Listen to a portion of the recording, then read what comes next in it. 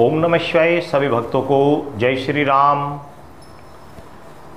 अपनी शक्तियों से या हमारे जो इष्ट हैं जिसकी हम पूजा करते हैं उनसे किस प्रकार कनेक्ट होया जाए, किस प्रकार उनसे हम कनेक्ट हों, किस प्रकार हमें कोई बात पूछनी है, किसी के बारे में जानना है तो हम उससे किस प्रकार कनेक्ट हो सकते हैं। चाहे वह हमारी सिद्धि हो या हमारा इष्ट हो जिसे हम पूजते हैं, हम उससे किस प्रकार कनेक्ट हो सकते हैं, इसके लिए हमें क्या करना चाहिए, क्या नहीं करना चाहिए। बहुत सारे भक्तों की यही इच्छा होती है कि हमें इस विषय में ज्ञान हो कि हम भक्ति तो काफ़ी टाइम से कर रहे हैं लेकिन फिर भी हम जिसकी भक्ति कर रहे हैं उससे हम कनेक्ट नहीं हो पा रहे हैं। उससे हम कोई बात पूछते हैं, हमें उसका आंसर नहीं मिल पाता, तो हम किस प्रकार कनेक्ट हो सकते हैं। देखो, सिद्धि का ऐसा होता है, कुछ तो ऐसी होती हैं कि कुछ लोगों को तो अनायास ही मिल जाती हैं। अनायास कैसे मिलती हैं वो भी बताऊंगा। मान लिया आपके पूर्वज के पास कोई शक्ति थी और वह आपके पास आ गई, लेकिन वह कैसे आई उसके लिए भी आपके कर्म रहे होंगे पीछे अच्छे। आपके जो पूर्व जन्म में कर्म रहे हैं वो सेवादार रहे होंगे, आपने सेवा की होगी, तो उसी के अनुरूप आपको वो चीज़ प्राप्त हुई। बिना सेवा के कुछ भी प्राप्त नहीं होता। आपने ईश्वर की या उन पितरों की या ये कह लीजिए अपने बड़ों की आपने अच्छे प्रकार से सेवा की, कोई आपसे पाप कर्म नहीं बने तो आपको ये चीज़ें प्राप्त हुई, अन्यथा इतनी आसानी से ये चीज़ें प्राप्त नहीं होती। और रही बात शक्तियों से कनेक्ट होने की या अपने ईश्वर से कनेक्ट होने की या जिसकी आप पूजा करते हैं उससे संभाषण करने की, तो इसके लिए एक बात समझ लीजिए। जैसे कि आपके पिताजी हैं या आप कहीं काम करते हैं, आपके जो मालिक हैं उसको प्रसन्न करने के लिए आप उसकी दिन रात सेवा करोगे, दिन रात सेवा करोगे। और सेवा करने से क्या होगा कि वह प्रसन्न होगा आप पर, और जब आप पर खुश होगा, प्रसन्न होगा, तो वह आपकी संपत्ति जो उनके पास संपत्ति है वह आपको देकर जाएगा। और यदि आप उसके वारिस नहीं भी है तो भी आपको कुछ ना कुछ हिस्सा तो देकर जाएगा। इसलिए देगा क्योंकि आपसे वह प्रसन्न है। तो कहने का तात्पर्य यह है कि सर्वप्रथम तो जिस भी देवता या जिस भी शक्ति से आप कनेक्ट होना चाहते हैं उसको आप प्रसन्न करें। प्रसन्न उसको कैसे करें? प्रसन्न करने के लिए आपके अंदर प्रेम होना चाहिए, उसके लिए अगाध प्रेम होना चाहिए। प्रेम का एक परिभाषा मैं आपको बता दे रहा हूँ। मान लिया कि मैं यहाँ मंदिर में आया और मेरे इष्ट हैं भगवान शंकर, और मैं चाहता हूँ कि मैं इनसे कनेक्ट हो जाऊँ। मैं चाहता हूँ कि मैं भगवान शंकर मेरे ऊपर अनुकंपा करें और मैं इनसे अगाध प्रेम करता हूँ। तो प्रेम करने का तात्पर्य ये है कि जब यहाँ आऊँगा तो आने के बाद मुझे जो भी चीज़ दिखाई देगी कि भाई ये चीज़ अशुद्ध है, यहाँ पर ये गंध फैली हुई है या यहाँ पर ये पत्ते पड़े हुए हैं, तो मन होगा तुरंत ही कि प्रभु की सेवा करूँ। जिस प्रकार भी जो भी सेवा का मौका मिलेगा उसे मैं नहीं छोड़ूंगा।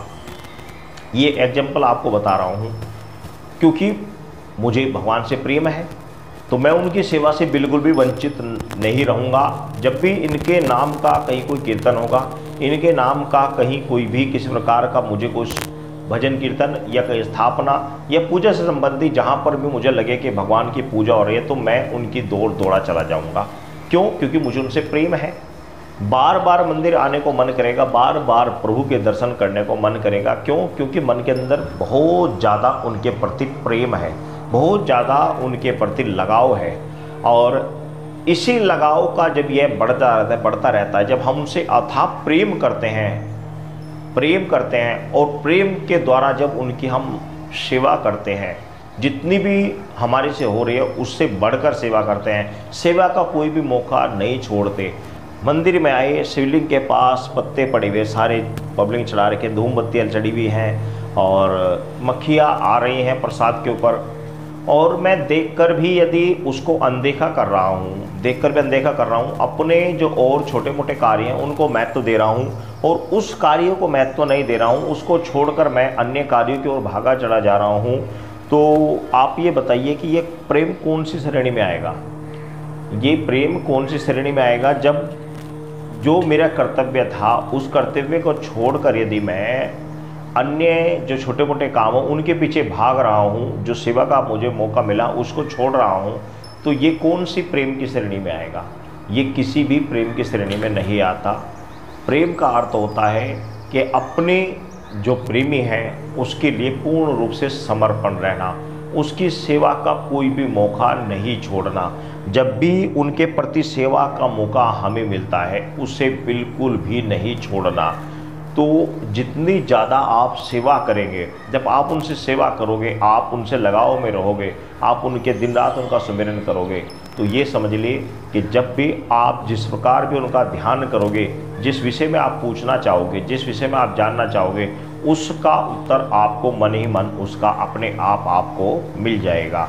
और जब किसी के व्यक्ति के बारे में हम देखने की कोशिश करते हैं तो उस समय मैंने पहले भी कहा कि भक्ति के बहुत बड़े फायदे होते हैं। भक्ति किसी के विषय में देखने के लिए मन का शांत होना बहुत आवश्यक है। यदि आपके मन में उथल पुथल चल रही है तो आप किसी के विषय में देख नहीं सकते, कुछ भी नहीं दे सकते। देखने के लिए आपको मन को बिल्कुल शांत रखना होगा, बिल्कुल शांत। और शांत होता है ईश्वर की भक्ति करने से।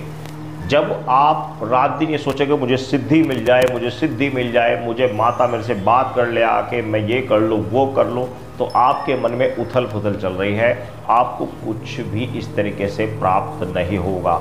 सर्वप्रथम प्राप्त करने के लिए जो साधनाएं मैंने बताई, इनको करने के लिए भी आपको पहले अपने अंदर प्रेम जगाना पड़ेगा, प्रेम जगाना पड़ेगा। आपके प्रेम के वशीभूत होकर ही ईश्वर प्रसन्न होते हैं। और एक गूढ़ रहस्य की बात और बता दे रहा हूँ मैं, भगवान शंकर एक ऐसे देवता हैं जो प्रेम के वशीभूत होकर प्रसन्न होते हैं। कोई हट से यदि इन्हें प्रसन्न करना चाहे तो भगवान शंकर हट के वशीभूत कभी नहीं हो सकते।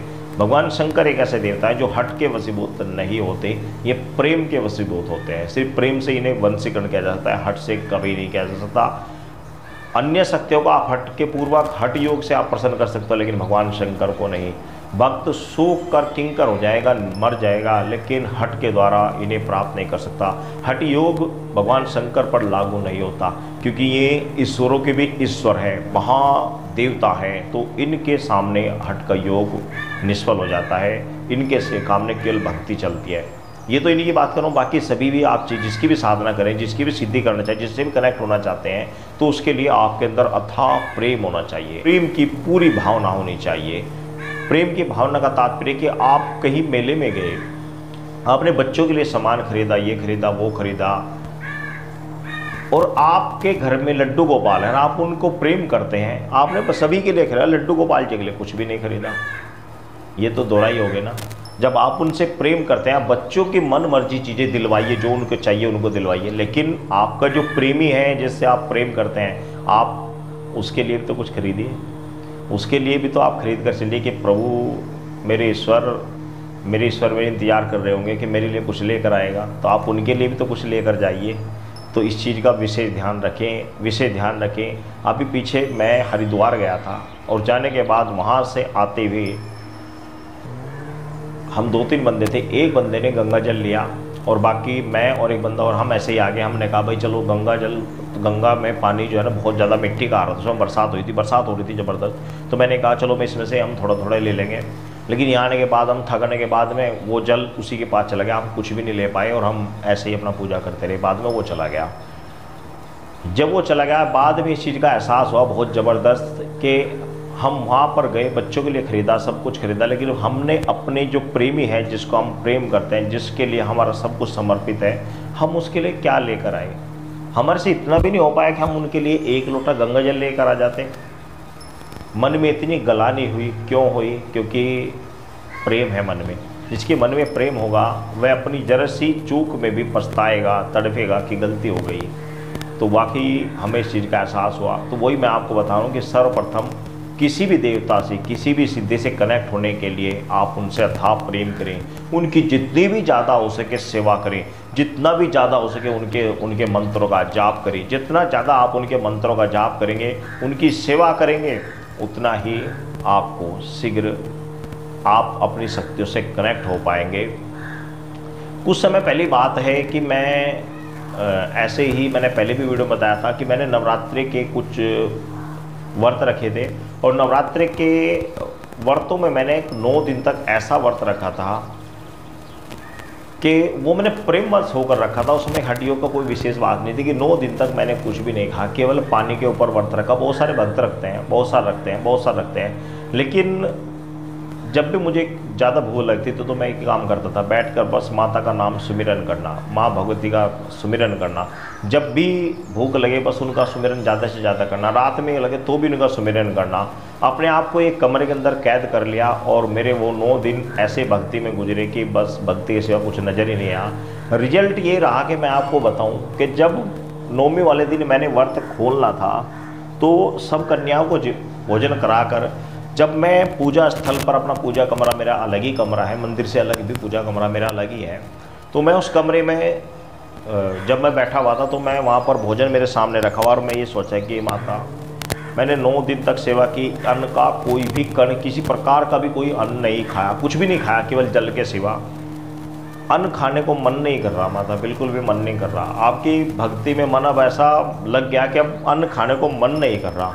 तो आपको यकीन मानिए कि प्रेम भरे आंसू आंखों में छलक रहे थे और आपको यकीन मानिए कि आप विश्वास नहीं करोगे, मन के भाव ऐसे भरे हुए थे कि मुझे सामने दीवार पर माँ भगवती स्पष्ट रूप से नज़र आ रही थी, बिल्कुल सामने दिखाई दे रही थी, बिल्कुल सामने, और बिल्कुल आशीर्वाद देते हुए सामने बिल्कुल स्पष्ट नज़र आ रही थी माँ भगवती। अब ये वो बातें होती हैं कि बहुत से लोग मेरी इन बातों को मजाक बनाएंगे, लेकिन भाई ये प्रेम का जो सिलसिला होता है वो ऐसा ही होता है।